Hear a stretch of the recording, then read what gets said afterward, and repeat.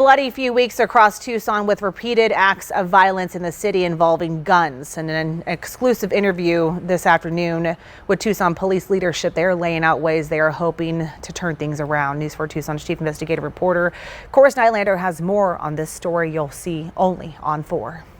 Well, we've been seeing shooting after shooting with escalating violence, like the firing of more than 180 rounds near a speedway in Swan earlier this month, which remains unsolved. Some of the shootings have been deadly, others just short of that. TPD has, of course, always taken deadly shootings very seriously. Captain Doug Foster, in an exclusive interview, tells me their rather new approach is putting the same amount of vigor into non-deadly shootings in the hope that catching those responsible will prevent a killing down the road. On top of that, they are leaning more into the philosophy of evidence-based policing.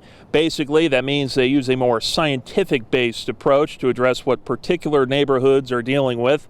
They are also watching and learning from a department near Los Angeles to see what has been working over there, and they are leaning into something they saw success with in years past, a team-based initiative where they sit down with other partner agencies, doesn't have to be law enforcement, groups like Parks and Rec, to see what underlying issues may be a trigger for violence in some neighborhoods. So when we applied that team concept into those areas, we were able to see a 75% reduction specific to those areas. So what we are trying to do now is apply that same team concept model with those city resources across to other areas of the city in order to more effectively impact gun violence.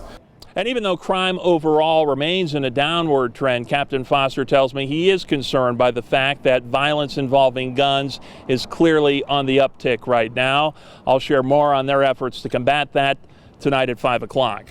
Reporting from downtown Tucson, Corus Nylander, News 4 Tucson. All right, thank you for that live report, Corus.